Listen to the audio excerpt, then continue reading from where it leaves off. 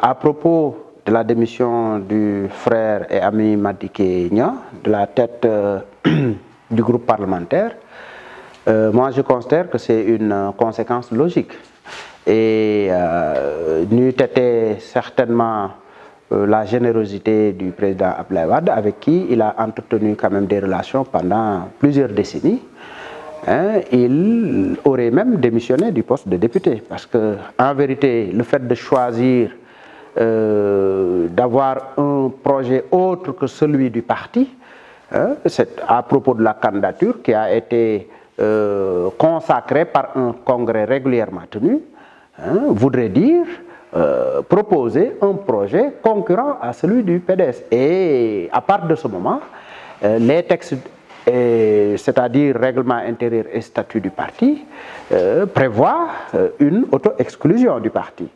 Et à partir de ce moment, le poste de député aussi devrait être perdu. Je pense qu'il était là lorsqu'on choisissait le candidat du parti. Karim Wade n'était pas seul prétendant à ce poste de candidat du parti. Il y avait plusieurs autres, ils étaient au nombre de 8.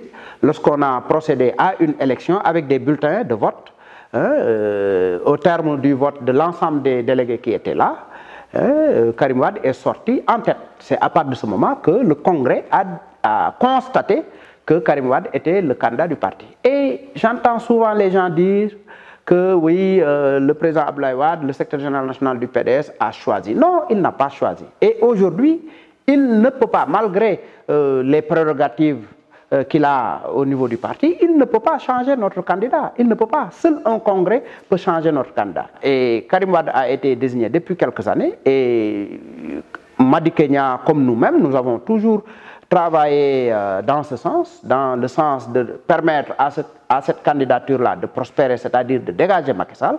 Si en cours de route, Madické a choisi non pas de proposer au parti la recherche d'une autre candidature, mais de s'auto-désigner en tant que solution, ça a créé la rupture. Ça a créé la rupture. Aujourd'hui, je ne réclame rien du tout. Je suis un militant discipliné qui attend d'avoir la position officielle de mon parti par rapport à la suite à donner à cette affaire.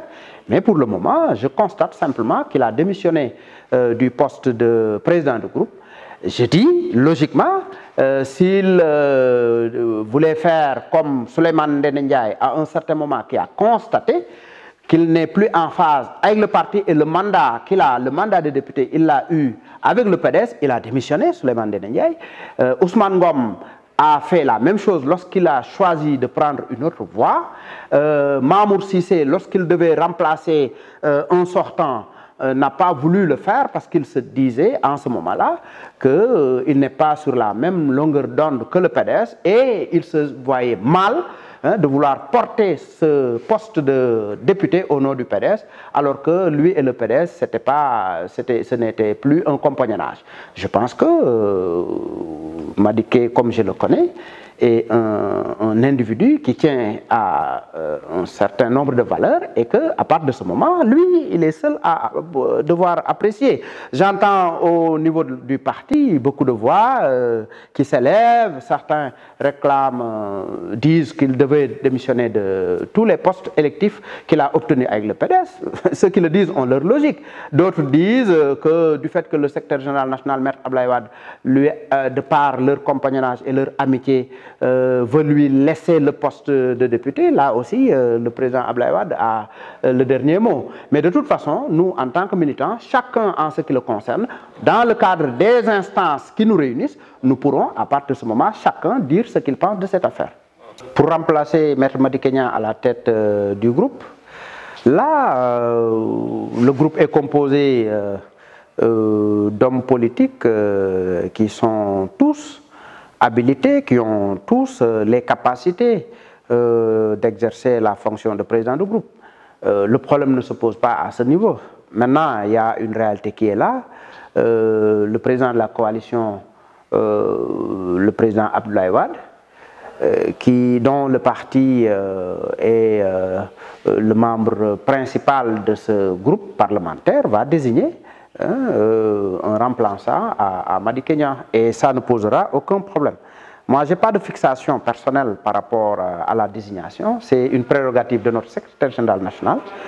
S'il veut, lui, il peut consulter qui il veut avant de prendre la décision, mais de toute façon, ce sera à lui de proposer un remplaçant à Maître Madické Niang. De toute façon, nous qui sommes des militants convaincus, militants du PDS, nous qui sommes des mouvements de soutien, nous qui sommes des partis alliés, nous avons une forte conviction selon laquelle Karim Wade est le meilleur candidat pour le PDS et qu'il nous revient, nous, en tant que politiques, en tant que militants, en tant que sympathisants, en tant qu'alliés ou souteneurs, il nous revient de livrer le combat politique qui s'y est afin d'obliger Macky Sall à accepter cette candidature qui ne souffre d'aucune ambiguïté.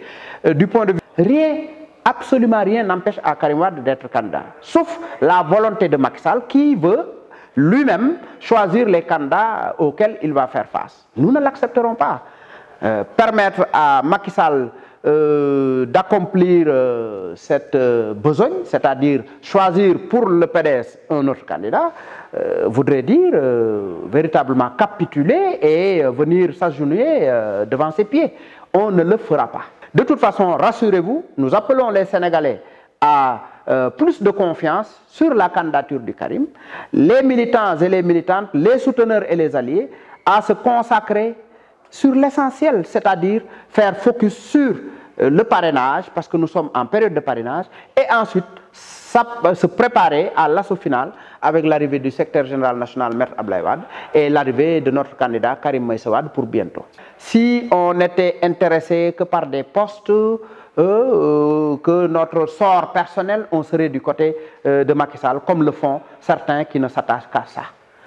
Notre choix n'est pas un choix forcé. Nous avons choisi délibérément d'accompagner Karim Wade dans ce projet de candidature à l'élection présidentielle. Ceux qui, à un certain moment, ont d'autres préoccupations, ont fait autre chose. Mais nous, qui sommes restés au PDS et qui sommes majoritaires, nous avons confiance à notre candidat, qui a plusieurs fois réitéré son engagement à venir battre campagne avec nous et terrasser Macky Sall. Ça nous suffit. Ça nous suffit. Et le moment venu, vous constaterez que Karim Wade a fait le déplacement pour venir rentrer au pays et pour rejoindre son parti, ses alliés et ses souteneurs, afin de terrasser Macky Sall. Il n'a pas peur.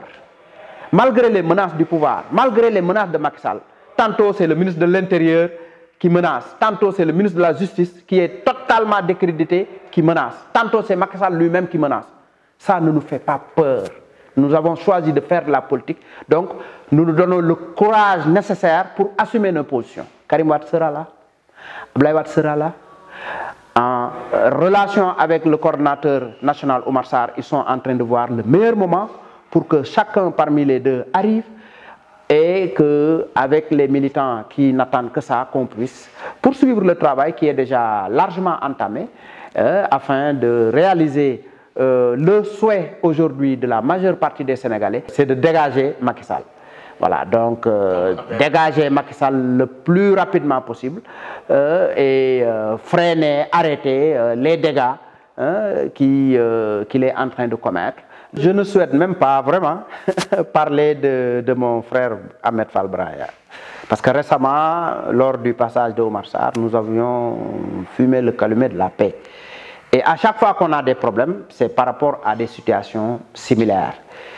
Il prend le contre-pied du parti, c'est-à-dire le parti a une position, il dit qu'il est dans le parti et il prend une autre position.